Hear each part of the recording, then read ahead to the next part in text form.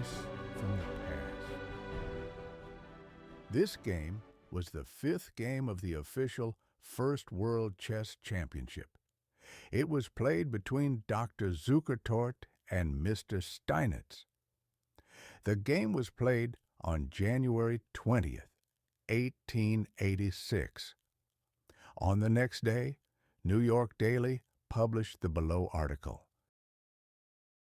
There were many new faces present when the fifth game in the World's Chess Championship Series was played yesterday between Messrs. Zukertort and Steinitz at Cartier's Hall, number 80 Fifth Avenue. Dr. Zukertort having previously won 3 games, it was known that if he scored a 4th victory under the terms of the match, it would be the last game in the series played in this city. So many availed themselves of what might be their last chance to see the 2 leading chess players of the world contending for supremacy.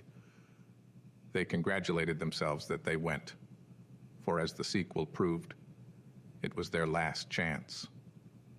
A group of ladies were among the newcomers. They brought a chessboard with them and chatted about the varying phases of the contest in open defiance of the rule, prohibiting any discussion of the game while it was in progress. But their bird-like twittering offered such a pleasant contrast to the volume of guttural undertones from masculine throats that Mr. Green hadn't the heart to stop them, and nobody besought him to exercise his authority. The 2 champions are on hand a few minutes before the hour assigned for beginning the game, 2 o'clock. Many hands grasp Mr. Steinitz's plump little fingers and inquire solicitously how he feels. He replies that he slept well, didn't do any work on his chess magazine, and feels able to give a good account of himself. Outwardly, he looks in first-rate condition. The little doctor's creased and careworn face, on the contrary, seems to belie his statement that he, too, feels in good trim. He doesn't court inquiries and escapes many by the rapidity with which he walks to the room where the battle is to be fought. As on each occasion when he had had first move, Dr. Zukertort selects the Queen's Gambit for his opening, but this time introduces some variations which some of the experts say is an improvement on his play in the 2 previous games when he used this Gambit. As he has twice done before in the match, Steinitz again declines the Gambit. Dr. Zukertort seems in excellent form and spirits.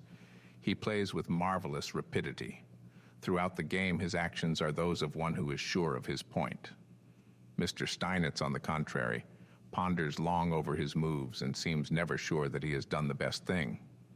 His clock, which records the time against him so relentlessly, seems to annoy him, and he often eyes it solicitously.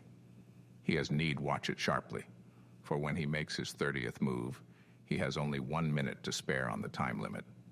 Mr. Steinitz rather shakes the confidence of his friends in his play at the outset of the game by pushing his queen's bishop to king's bishop's 4th square on his 4th move, only to bring it back to the starting point on his 6th move.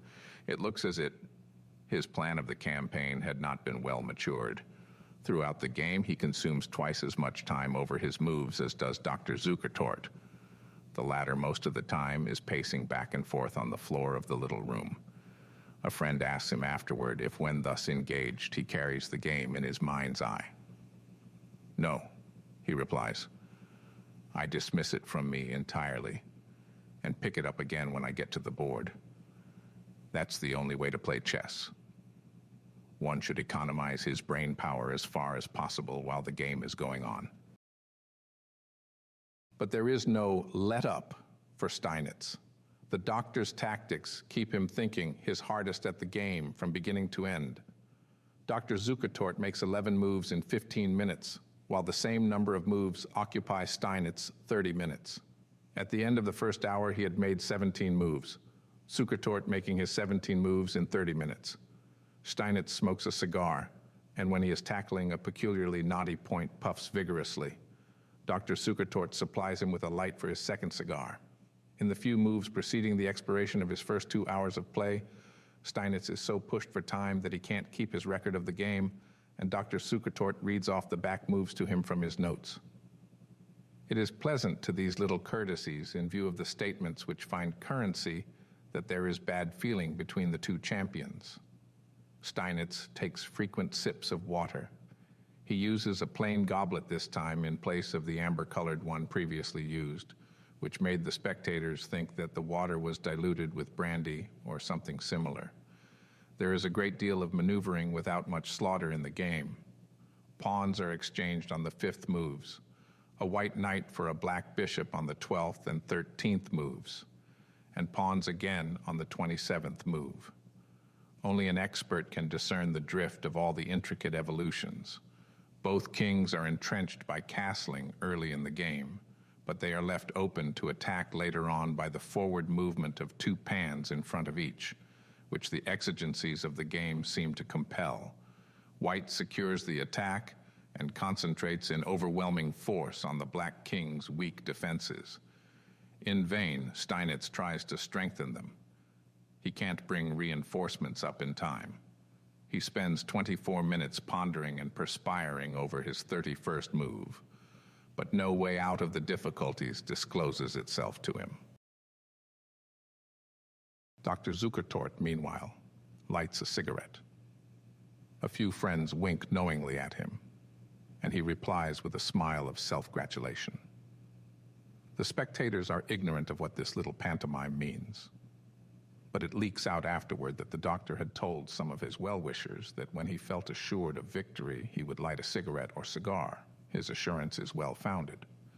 His reply to the move, which Mr. Steinitz took 24 minutes to decide on, is made with decisive rapidity, and after surveying the field for a few minutes, Dr. Zukertort's beacon of victory meanwhile burning brightly, Mr. Steinitz resigns. Dr. Zukertort made his 32 moves in a little less than 1 hour. The rules of the match allow him 2 hours in which to make the first 30 moves. Mr. Steinitz took all the time which the rules admit, and evidently would have been glad to get more. This victory makes the 4th game won by Dr. Zukertort out of 5 played. But he is not going to allow himself to be entrapped into overconfidence. "You have got a big start, Doctor," says a friend. "Oh," replies the doctor, shrugging his shoulders. "It's nothing. I have known men to get a much better start than I have and yet lose.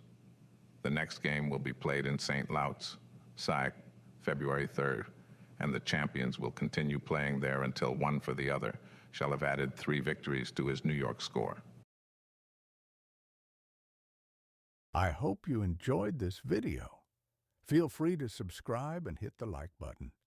This will encourage me to proceed with creating the other videos for the rest of the tournament's matches.